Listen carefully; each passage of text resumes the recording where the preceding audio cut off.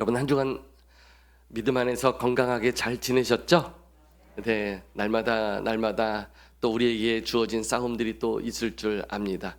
보통 흔히 말할 때에 인생을 논하여 말할 때에 인생은 위기의 연속이다, 이런 표현들을 하곤 합니다. 그 위기의 연속이라는 말이 우리 개인에게 있어서도 또 가정에게 있어서도 나라와 민족의 차원에 있어서도 있을 수 있는 것이겠죠. 항상 어쩌면 우리는 위기를 맞이하며 위기 가운데서 살아가고 있는지 모르겠습니다. 그런데 우리가 이렇게도 싫어하는 이 위기, 지긋지긋한 위기 상황, 이 위기에서 우리는 희망을 발견할 수 있습니다. 왜냐하면 이 위기라는 말, 중국어로는 웨이지라고 말을 하는데요, 이 위기는요, 위험과 기회가 합쳐진 단어이기 때문에 그렇습니다. 위기를 만났을 때의 이 위기를 위험만 보면요, 한없이 힘들어질 수밖에 없겠죠. 하지만 위기를 만났을 때 거기서 기회를 바라볼 수 있다면 그 사람은 얼마든지 그 위기를 이겨낼 수 있을 것입니다. 그리고 새로운 기회를 맞이할 수 있을 것입니다. 이 위기에서의 이 위자는요, 한자로 볼 때 벼랑 끝에 서서 두려워하는 사람의 모습을 형상화한 단어, 글자라고 합니다. 그래서 한자로는 위태로울 위자를 사용하는 것이죠. 그리고 이 기자는 석궁의 방아쇠를 뜻합니다. 그래서 방아쇠를 당기면 화살이 날아가듯이 위험한 상황을 벗어날 수 있는 결정적인 터닝 포인트가 되는 것을 기회의 기자라고 말을 합니다. 그러니까 많은 사람들이 힘겹게 살아가면서 사실은 다 벼랑 끝에 서 있는 것 같은 위기를 느끼겠지만 사실은 그 위기에서 방아쇠를 당겨 위험한 상황을 벗어날 기회도 같이 있다라는 것이. 그런데 우리는 벼랑 끝만 보고 살다 보니까 두려운 것이죠. 자신이 없고 죽을 것 같고 떨어질 것 같죠. 그런데 만약 그 위기의 순간에서 이 기회를 볼 수 있고 방아쇠를 잡아 당겨서 터닝 포인트, 확실한 터닝 포인트를 우리가 붙잡을 수만 있다면 얼마든지 이 위기를 모면할 수 있다라는 것이에요. 그러면 어떻게 이 위기의 순간에서 방아쇠를 잡아당길 기회를 붙잡을 수가 있을까요? 이게 참 말처럼 쉬운 게 아니죠. 이게 딱 떨어지는 어떤 수학 공식이 있다면은 언제든지 써먹을 수 있을 텐데 머리로는 알 듯 하지만 사실 우리의 삶에서 이게 참 쉬운 것은 아닌 것 같습니다. 그래서 우리는 사람의 말을 의지하기보다 성경에서 그 답을 찾아가야 하는 것이죠. 오늘 우리가 읽은 본문은 이스라엘이라는 나라가 생겨날 무렵에 어쩌면 가장 큰 위기를 지금 맞이하는 장면을 목격하고 있는 것입니다. 단순한 한 개인의 위기가 아닙니다. 한 가정의 위기가 아닙니다. 한 민족 전체의 위기가 되어서 민족이 말살될 수도 있는 상황에 놓인 것이죠. 이런 위기에서 이스라엘 백성은 어떻게 하나님이 주신 이 기회를 붙잡을 수 있었을까요? 이 원리가 우리 삶에도 동일하게 지금 적용되고 있는 줄 믿습니다. 그렇다면 오늘 우리가 이 말씀 봐야죠. 이 말씀 속에서 답을 찾아내야죠. 그리고 이 말씀 붙잡고 우리 삶에 적용하여서 위기에서 기회를 붙잡는 자로 설 수 있기를 축복합니다. 아멘. 먼저 본문의 배경을 좀 살펴보도록 할까요? 출애굽기라고 할 때는 창세기 다음에 성경에서 구약 두 번째 성경을 가리키는데 말 그대로 애굽을 빠져나온 기록을 담은 성경이 출애굽기입니다. 그런데 단순히 역사적 기록을 하는 성경이 아니라요, 하나님의 구원 역사를 말해주고 있는 기록이 바로 출애굽기서라는 것이죠. 애초부터 하나님은 하나님의 나라를 세우시기 위해서 하나님의 백성이 세워져야 되는데 세상의 수많은 민족들 중에 이스라엘 민족 그 나라 한 나라를 택하셨습니다. 그리고 그 나라를 샘플로 하여서 하나님의 나라의 모델로 만들어 가시는 것이죠. 그 과정에 아브라함, 이삭, 야곱으로 이어지는 족장 시대를 통해서 하나님이 백성을 준비하신 것을 보게 됩니다. 그리고 나서 이 야곱 이후에 기근을 피해서 야곱에 속한 그 가족 집안 사람들이 이제 애굽이라는 최강대국 그 안으로 들어가 거주를 하게 됩니다. 그런데 놀랍게도 위기의 상황에서 하나님이 기회를 주셔서 이 요셉이 그 애굽 최강대국의 총리가 되게 하셨어요. 그래서 요셉 집안 사람들이 그 힘을 힘입어 안전하게 애굽 안에 거주할 수 있게 하신 것이죠. 이것도 역시 위기 속에서 허락하신 기회이지 않았겠습니까? 이제 요셉의 후손이 이렇게 애굽에서 번창하게 되었는데 요셉이 죽은 후에는 그 힘이 약해져서 다시 애굽의 노예의 신분으로 이스라엘이 전락하게 되었습니다. 민수기서 1장 46절에 보면은 출애굽할 때 이스라엘 백성이 몇 명이었는지를 계수를 하는 내용이 나오는데요. 여기서 보니까 60만 3,550명이었다라고 성경이 말을 하고 있습니다. 성경에서 사람의 수를 계수할 때는 보통 여자와 아이, 노인들을 제외하고 싸움에 나갈 수 있는 남자 장정을 계수를 합니다. 그러니까 남자 장정이 60만 3,550명이었다라고 하니 전체 이스라엘 백성은 넉넉히 200만 명 이상이었을 것이다 라고 우리가 생각해 볼 수 있겠죠. 자, 그러면 이렇게 많은 200만 명 이상의 사람들이 애굽에서부터 빠져나와야 되는 것이에요. 이게 보통 일이겠습니까?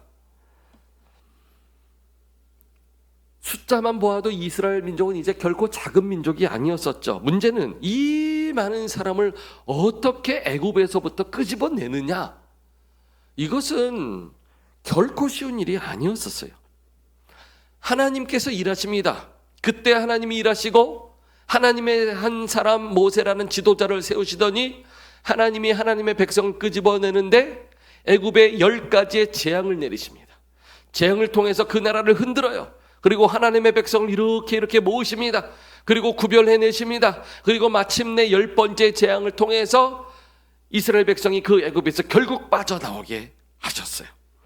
벼랑 끝에서 이스라엘 백성은 보호를 받으며 그렇게 애굽을 빠져나올 수 있었습니다. 그것 자체가 이제 기회였던 것이죠.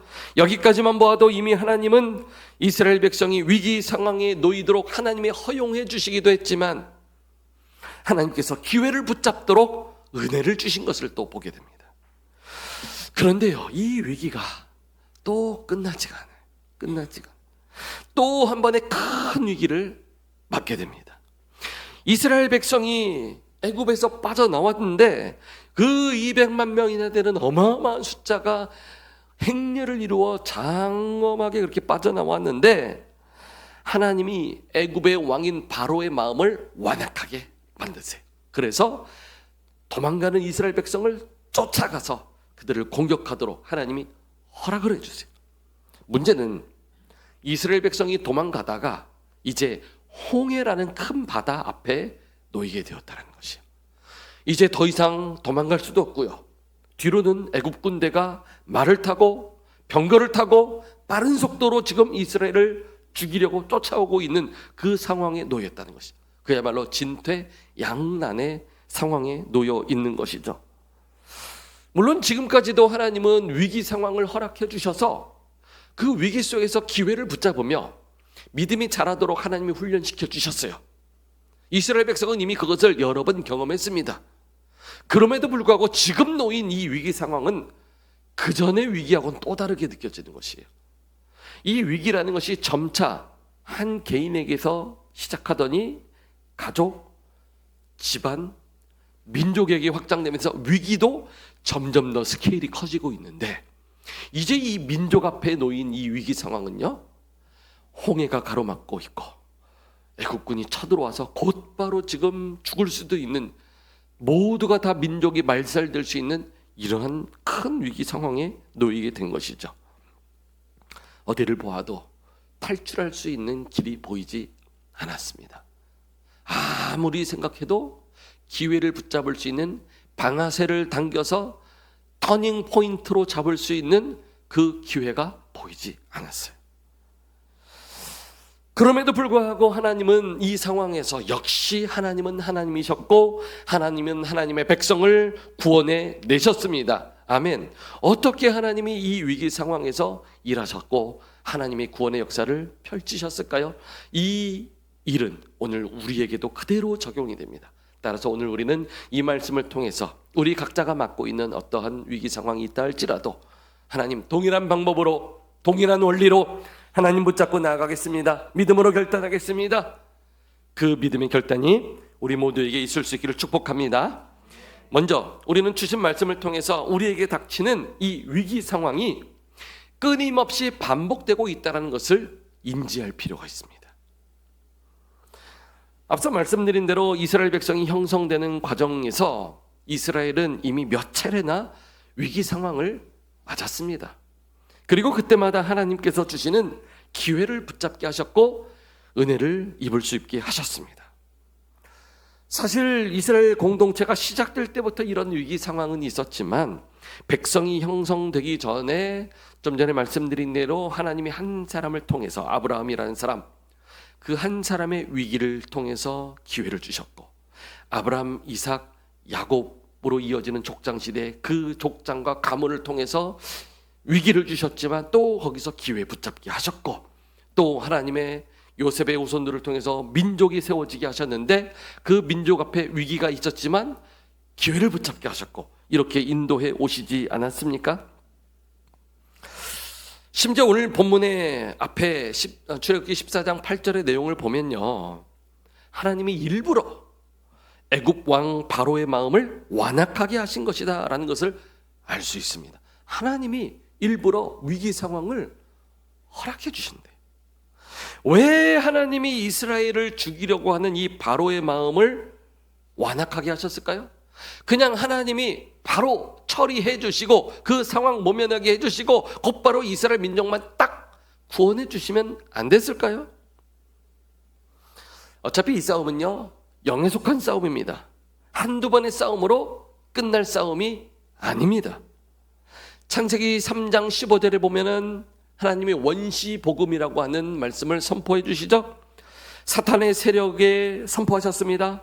사탄의 세력과 여자의 후손으로 오시는 예수의 세력과 그 싸움이 계속될 것인데 여자의 후손이 뱀의 머리를 상하게 할 것이고 뱀도 여자의 후손의 발꿈치를 상하게 할 것이라고 말씀하셨습니다. 뱀의 후손이 무엇입니까? 바로 예수 그리스도를 말하는 것이죠.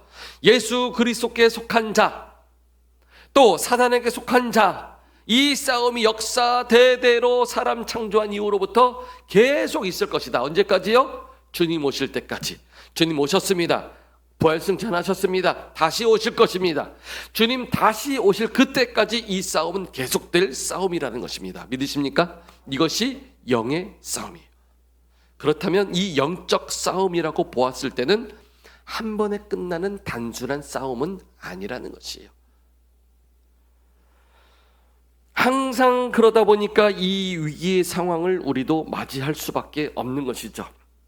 한 번으로 끝나는 싸움이라고 친다면 그냥 하나님이 우리랑 상관없이 그냥 끝내주실 수 있습니다. 하지만 계속될 싸움, 계속 맞이해야 될 싸움이라고 한다면 이건 달라집니다. 이것은 우리가 싸우는 법을 익혀야 하는 것이겠죠. 그래서 하나님은 우리에게 물고기를 잡아다 주기보다는 우리가 물고기를 잡는 법을 알기를 원하셨던 것이에요. 우리가 아이를 키울 때도 그 마음이 동일하지 않습니까? 아이가 학교 끝나고 와서 숙제를 하는데 수학 문제를, 수학도 아니고 산수 문제를 푸는데 부모가 볼 때 너무 간단해. 야, 그것도 못 풀어. 답이 1 더하기 1이 2잖아. 막 가르쳐주고 싶어요. 그런데 그렇게 하면 그 아이가 스스로 학습 능력이 자라날 수 있겠습니까? 아니죠. 인내해야죠. 자, 사물을 갖다 놓고 네가 가장 좋아하는 소세지 하나가 있다. 이걸 가지고 반을 자르면은 2개가 되겠지. 잘라진 것을 한 번씩 더 잘라볼까? 4개가 되겠지. 와, 4번이나 먹을 수 있군요. 이 아이가 좋아하는 것을 가지고 이렇게 교육을 하다 보니까 공부가 되고 스스로 답을 찾아낼 수 있게 되는 것이에요. 이렇게 해야 그 다음에 소세지뿐만 아니라 무엇을 먹어도, 햄버거를 먹어도, 돼지 불고기를 먹어도, 뭘 먹어도 이 먹을 때마다 이렇게 먹으면 1 더하기 1이 2가 되고 2 빼기 1이 2가 되고, 이게 스스로 터득이 되는 것이에요.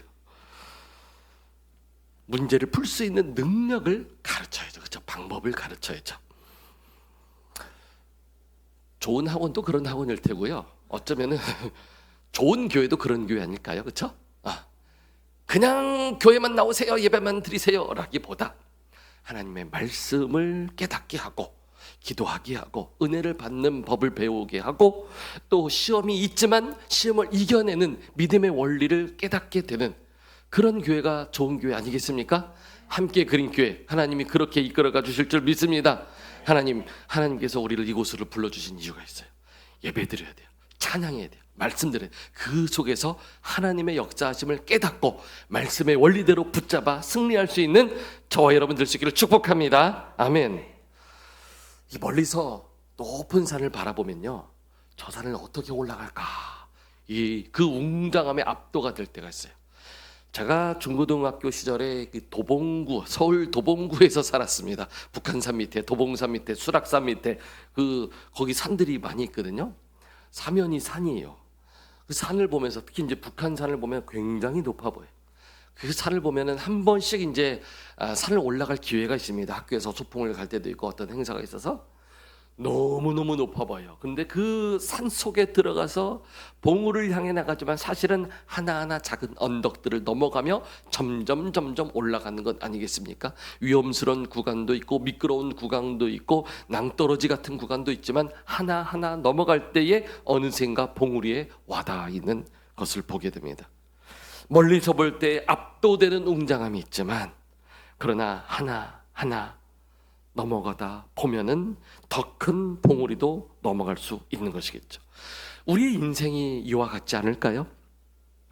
한번 산을 넘어 본 사람이 그 다음 산도 넘을 수 있는 것입니다. 우리의 믿음도 마찬가지죠. 한번 위기를 넘어 본 사람이 그 다음 위기도 넘을 수 있는 것이죠. 위기에서 기회를 붙잡아 본 사람이 그 다음 위기가 왔을 때 또 거기서 기회를 찾아내고 그 기회를 붙잡을 수 있는 것인 줄 믿습니다. 고기도 먹어본 사람이 먹는다고요. 먹어봐야 맛을 알고 어떻게 먹는지, 더 맛있게 먹는 방법, 그 맛을 누릴 수 있는 법을 알게 되는 것 아닙니까? 그러니까 이 위기도요, 우리가, 이 말이 참 어렵긴 하지만 이 즐기는 법을 깨달아야 돼요. 한번 넘어보면요, 야, 그 다음 위기 할만하네, 넘어볼 수 있네, 이러한 여유가 생길 수 있다는 것이죠. 위기를 없게 해달라고 우리가 기도할 필요가 없어요. 어차피 맞아야 될 위기라면은 하나님, 위기를 이겨내는 법을 배우게 하여 주옵소서, 믿음으로 이겨내게 하여 주옵소서. 그렇게 기도할 때에 어떠한 위기가 온다 할지라도 우리가 위축되지 아니하고 당당히 맞서서 믿음으로 이겨나게 될 줄로 믿습니다. 두 번째로, 오늘 본문의 말씀을 보면서 우리는 신실하신 하나님의 인도하심이 있다라는 것을 우리가 바라보아야 된다는 것이죠. 아마도 이스라엘 백성은 하나님의 인도하심을 그 당시에 잘 깨닫지 못했을 수도 있습니다. 왜 나를 애굽에서 끄집어내셨어요? 가만 놔두면 그냥 잘 살고 있었을 텐데, 그냥 가만히 있었으면 그냥 적절히 먹을 것도 있고 그냥 내가 살아가는 방법 내 나름대로 지금 잘 닦아두었는데 왜 이 아무것도 없는 광야로 끄집어내서 내가 먹을 것도 없고 마실 물도 없고 불편한 상황으로 인도해내셨고, 왜 나를 도대체 이곳으로 인도해내셨습니까? 불평할 수도 있겠어요. 여러분, 그런데 가만 놔두면 정말 잘 살 수 있을까요? 가만 놔둔다고 우리의 삶이 안전할 수 있을까요? 그 당시 애굽은요, 온갖 우상 숭배가 가득한 곳이었었습니다. 죄악 투성이었었어요. 그 속에서 살아가야 되는 것이었었어요. 더군다나 이스라엘 백성으로서 애굽에서 산다는 것은 애굽에게 노예로서 살아가야 되는 것이었기 때문에 결코 그것은 자유로운 인생이 될 수가 없는 것이었었죠. 애굽 사람의 눈치를 보면서 살아야 됐습니다. 애굽 사람이 하라 하면 해야 되고 가라 하면 가야 되고 내 의지가 없습니다. 내 자유가 없는 삶을 살아야 되는 것이에요. 끌려가는 삶을 살아야 했던 것이죠. 여러분, 그런데 그 애굽이요, 오늘 우리가 살고 있는 이 세상을 상징해 주고 있는 것이에요. 오늘 우리가 그래서 애굽에서 살고 있는 것이나 마찬가지라는 것이에요. 영적으로 보면 그렇습니다. 그래서 오늘 우리도 출애굽해야만 하는 것입니다. 어떻게 해요? 하나님의 약속을 믿고 믿음으로 바라보고 약속의 말씀 믿고 걸어가세 믿음 위에 서서 눈가기에 아무 증거 없어도 믿음만을 가지고 걸어가는 것, 그것이 바로 출애굽하는 것입니다. 믿으십니까? 아멘. 죄의 세력에 끌려가야 하고 죄의 노예가 되어서 이리 가라 하면 이리 가고 저것 해라 하면 저것 하고 그런 삶을 살아야 되는데 그냥 놔두라고요? 아니죠. 빨리 벗어나야죠. 우리에게 참 자유를 주시려고 하나님은 우리를 출애굽시켜 주시는 것입니다. 오늘 우리를 죄된 세상 속에 그냥 놔두지 아니하시고 우리를 끄집어내어 주셔서 하나님의 자녀 삼으시고 참 자유 주시는 예수 그리스도 만나게 해 주신 줄 믿습니다. 그 안에 답이 있고 그 안에 구원이 있다는 것을 믿으시길 바랍니다. 얼마나 감사합니까? 얼마나 감사합니까? 죄의 노예로 살지 아니하고 죄의 속박을 끊어내고 그 굴레를 벗어나는 삶을 살도록 인도해 주신 것이. 그럼에도 불구하고 그 당시 그 위기를 맞이하고 있는 그 당시에 아브라함이나 이스라엘 민족은 그것이 잘 보이지 않았을 수도 있어요. 잘 깨닫지 못했을 수도 있습니다. 하지만 그 성경의 결과를 우리가 눈으로 볼 때에 우리는 그 아브라함, 그 이스라엘이 때로 어리석게 보이기도 하잖아요. 그런데 그 모습이 우리인데 정작 우리가 맞이하고 있는 위기는 헤어나지 못하면서, 그런데 하나님의 관점으로 볼 때는 이미 답이 다 보이고 길이 다 보이는데 그것을 벗어나지 못하고 있는 우리의 모습이 얼마나 안타깝게 보일까요? 왜 하나님이 아브라함을 갈대아 우르의 우상을 섬기는 집안에서 그를 끄집어내셨는지, 왜 하나님이 아브라함에게 고향과 본토와 친척을 떠나 하나님이 지시하는 땅으로 가게 하셨는지, 왜 하나님이 애굽의 종으로 살고 있던 이스라엘 백성을 끄집어내어서 비록 광야라 할지라도 거기서 하나님 백성의 훈련을 받게 하시고 하나님이 예비하신 가나안 땅으로 향하게 하셨는지 그들은 그 당시에 다 깨닫지 못했을 수도 있어요. 그러나 믿음이 필요했습니다. 왜요? 하나님이 앞서서 하시는 일이기 때문에. 그 당시에는 잘 보이지 않기 때문에 불평할 수도 있었겠죠. 여러분, 신실하신 하나님의 인도하심이 우리에게 가장 최선의 길인 것임을 믿으시길 바랍니다. 하나님의 입장에서는 이스라엘 백성이 가는 그 길에 홍해가 있든 광야가 있든 물이 막든 산이 막든 하나님의 입장에서는 그것은 아무 문제가 되지 않는 것이에요. 우리에게 그것이 두려움일 수는 있어도 하나님에게는 아무 문제가 되지 않아요. 왜? 문제를 내신 분이 하나님이시고 답을 가지고 있으신 분이 하나님이시기 때문에. 아멘. 그렇다면 하나님께 답이 있기 때문에 우리 눈에 설령 위기로 보여도 하나님 의지하면 다 이겨내게 될 줄로 믿습니다. 하나님이 우리를 인도하신대요. 그러면 따라가면 될 줄로 믿습니다. 아멘. 그 길에 홍해가 있든 산이 있든 애굽 군대가 쫓아오든 그것은 하나님에게 문제가 되지 않습니다. 이스라엘 백성은 홍해가 있어서 건너지 못하는데 애굽 군대가 쫓아와서 죽게 생겼는데 아이고 큰일 났다. 차라리 애굽에 있었으면 좋았을 걸. 이렇게 연약한 말을 하는데 하나님에게는 전혀 문제가 되지 않았던 것이죠.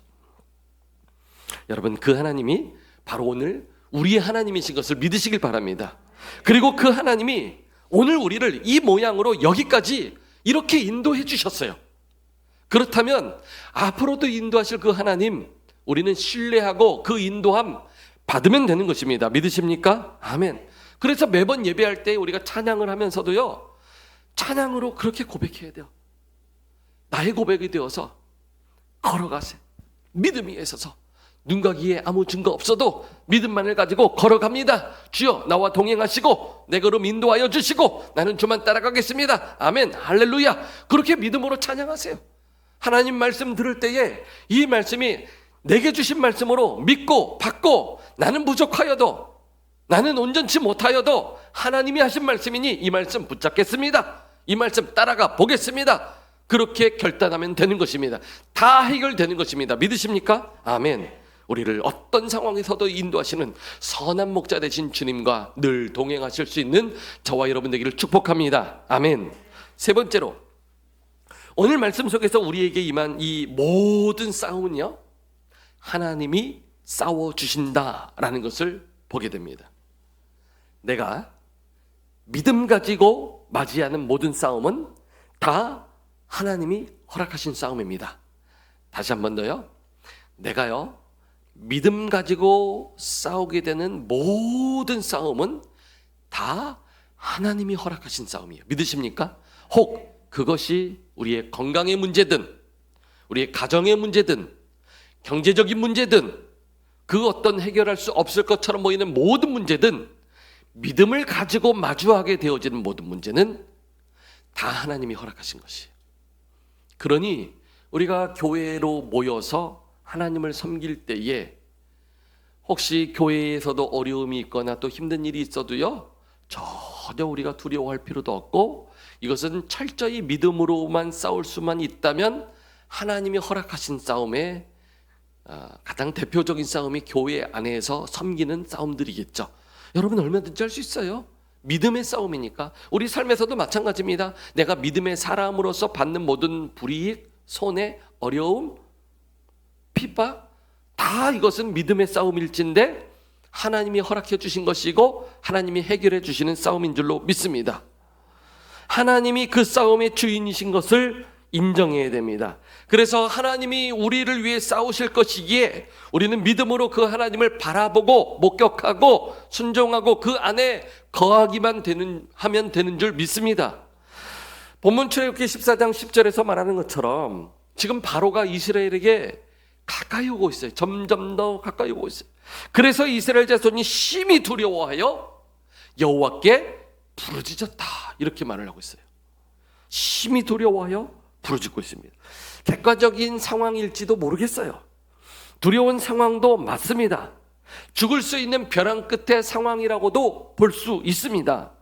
그러다 보니 자연스럽게 불평이 나오는 것이, 이어지는 11절에 보면은 백성들은 모세에게 왜 우리를 이곳으로 이끌어내어 거기서 죽게 하려느냐라고 불평을 했어요. 불평이 점점 세지네요. 지도자 모세에게까지 불평을 하네요. 모세에 따라서 살아나왔는데 그 모세를 불평하네요. 그러면서 이어지는 12절에 보면 또 이렇게 말을 합니다. 우리를 내버려두라. 우리가 애굽 사람을 섬기겠다 하지 않았느냐. 애굽 사람을 섬기는 것이 광야에서 죽는 것보다 낫지 않느냐. 와, 어떻게 이렇게까지 말을 할 수가 있을까요? 아니, 죽는 백성, 죽어가는 백성 살려냈더니 그냥 단순한 불평이 아니라 차라리 애굽에 있었으면 좋았을 걸. 아니, 차라리 애굽에서 애굽 신을 섬기는 것이 광야에서 이렇게 죽는 것보다 나았을 걸 왜 우리를 끄집어낸. 어떻게 이렇게 어리석은 표현을 할 수 있을까요? 그런데요, 그게 우리래요. 그게 우리의 모습이래요. 살려냈더니 내 물건 훔쳐갔느냐, 이렇게 오히려 적반하장이 되는 것이죠, 그렇죠? 어떤 위기를 만났을 때 우리가 이렇게 반응하고 있는 것이에요. 내가 하나님을 믿고 있고 하나님이 이렇게 인도하셨음에도 불구하고 나를 둘러싼 그 환경에 사로잡혀 불평과 두려움에 붙잡히다 보니까 벼랑 끝에 서 있는 것만, 그런 벼랑 끝에 서 있는 내 자신만 보게 되는 것이죠. 벼랑 끝에 서 있으니 걱정하고 두려워하고 죽을 것 같은 것이죠. 그런데 하나님의 시선으로 볼 때는 그것이 얼마나 어리석은 모습이겠어요. 하나님께 맡기면 되는데, 하나님이 지금부터 하실 일이 있는 것인데, 위기 속에서 하나님이 담아놓으신 특별한 기회가 있는데 우리는 벼랑 끝만 바라보고 있는 것이에요. 그때 하나님의 뜻을 먼저 깨달은 모세가 이렇게 선포를 했습니다. 너희는 두려워 말고 가만히 있어서 여호와께서 오늘 너희를 위하여 행하시는 구원을 보라. 너희가 오늘 본 애굽 사람을 영원히 다시 보지 아니하리라. 여호와께서 너희를 위하여 싸우시리니 너희는 어떻게 해요? 가만히 있을지니라. 좀 가만히 있으라고요. 좀 가만히. 왜 불평합니까? 그냥 가만히 있으라고요. 왜 의심합니까? 왜 낙심합니까? 좀 가만히 있으라고요. 하나님이 지금부터 하실 일이 있는데 왜 자꾸 그 입술로 죄를 먼저 짓고 마음으로 죄를 짓고 불평하고. 하나님이 그때부터 일하기 시작하실 것입니다. 여러분, 믿음 때문에 싸워야 하는 모든 싸움에 하나님의 뜻이 담겨져 있습니다. 믿음의 길 가다가 만난 위기에는 하나님께 답이 있다라는 사실도 믿으시길 바랍니다. 위기 상황에서 벼랑 끝에 위험만 바라보지 말고 눈을 들어 하나님이 넘어가게 하시는 기회를 붙잡으실 수 있기를 바랍니다. 여러분, 어차피 우리가 지금 당면한 위기는요, 이 한 번으로 끝나지 않을 것입니다. 앞으로 계속 맞이해야 되는 위기들 중에 하나일 수밖에 없어요. 앞으로 계속 맞이해야 될 위기 중에 그냥 첫 번째 위기일 뿐입니다. 지금의 위기는 또 넘고 또 넘어야 합니다. 죽을 것처럼 보이는 벼랑 끝에 있는 내 자신일지라도, 초라해 보이고 연약해 보인다 할지라도 벼랑 끝만 바라보지 말고 방아쇠를 잡아 당겨 터닝 포인트를 만들 수 있는 그 기회를 붙잡아야 됩니다. 하나님이 주시는 기회가 반드시 있습니다. 믿음의 결단이 오늘 우리에게 필요한 이유입니다. 믿으십니까? 아멘. 주님을 신뢰하세요. 주님과 동행하실 수 있길 바랍니다. 우리 이 시간 같이 자리에서 일어나셔서 말씀을 기억하면서 하나님 앞에 우리의 믿음의 결단으로 나아갈 수 있기를 원합니다. 오늘 우리가 너무나도 연약하다는 것을 하나님이 알고 계세요. 내 힘으로, 내 스스로 어떤 것도 결정할 수 없기에 주저하는 우리를 보시고 하나님이 말씀했어요. 여호와께서 너희를 위하여 싸우시리니 너희는 가만히 있을지니라. 하나님께서 행하시는 구원을 보라. 너희는 두려워 말고 너희를 인도한 나를 보아라. 너희는 지치지 말고 너희를 구원한 나를 보아라. 너희를 치던 원수가 어디 있느냐? 너희를 억누르던 원수가 어디 있느냐? 이제부터 내가 행할 일이 있다. 하나님 구원을 보아라. 하나님의 능력을 보아라. 너희를 위해서 싸우시는 주의 손을 의지하여라. 하나님의 말씀인 줄로 믿습니다. 우리 같이 함께 믿음의 고백으로 하나님 앞에 올려드리기를 원합니다.